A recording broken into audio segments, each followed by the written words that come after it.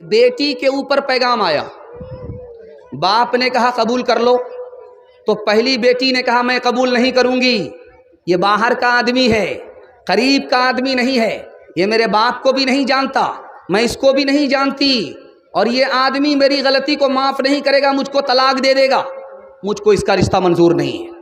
तो बाप ने दूसरी बेटी से कहा कि बेटी इसका रिश्ता मंजूर कर लो, तो दूसरी बेटी ने कहा कि मेरे अंदर तो कोई कमाल ही नहीं है, ऐब ही है, मुझको ये माफ़ नहीं करेगा, मुझको इसका रिश्ता मंजूर नहीं है। तीसरी बेटी से कहा कि बेटी तुम कबूल कर लो, तो तीसरी बेटी सामने आई, उसने कहा अब्बा हुजूर इस रिश्ते को मैं सर आँखों पर रखती हूँ, मुझे ये रिश्ता मंजूर है, मेरे अंदर ऐब भी है, मेरे अंदर हुनर भी है, और मेरा बाप बड़ा आदमी है, छोटा आदमी नहीं है, और मैंने खुदा पर भरोसा किया है, इसलिए मैं इस रिश्ते को मंजूर करती हूँ। जब रुखसती का वक्त आया, बेटी की शादी हो गई, रुखसती का वक्त आया, तो उसने शर्त रख दिया जब तक बस्ती की लड़ाई ख़त्म नहीं होगी तब तक मैं मैके से ससुराल नहीं जाऊँ। बस्ती में 40 साल की लड़ाई चल रही थी, 40 साल से एक बस्ती की लड़ाई दूसरी बस्ती से 40 साल से चल रही थी।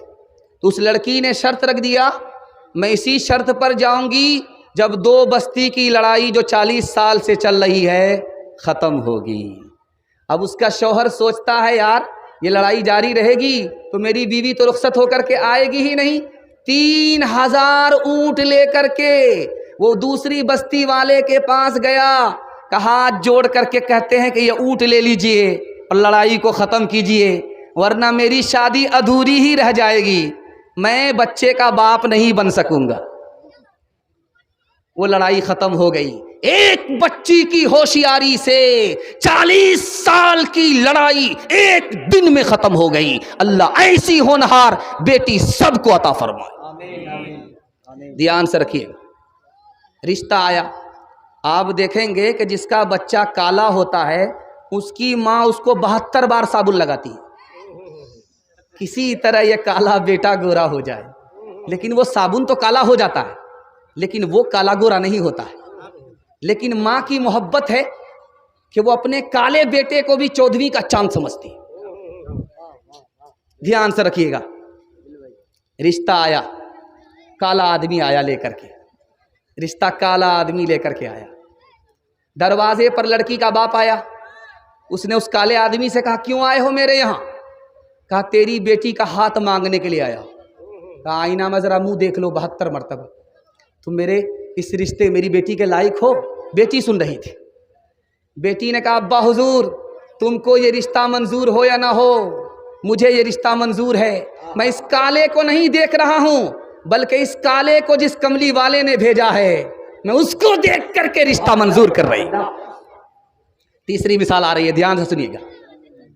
बेटी के पास बाप आया और कहा कि बेटी खुश हो जाओ, तुम्हारे लिए ऐसा रिश्ता लेकर के आया हूं कि बस्ती में किसी को भी ऐसा दामाद नसीब नहीं हुआ।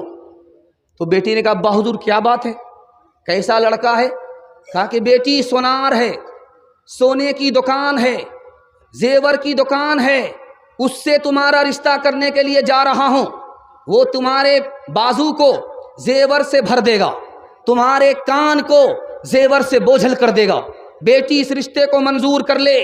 तो बेटी ने कहा अब्बा हुजूर मुझको ये रिश्ता मंजूर नहीं है, वो लड़का ज़रूर है, सोने की दुकान ज़रूर है, मुझको सोना नहीं चाहिए, नबी की सुन्नत चाहिए। जब वो लड़का अपने चेहरे पर दाढ़ी नहीं रखता, नबी का लिहाज नहीं करता, वो मेरा कोई लिहाज नहीं करेगा। चौथा और आखिरी नमूना आपकी खिदमत में लेकर के आ रहा हूं।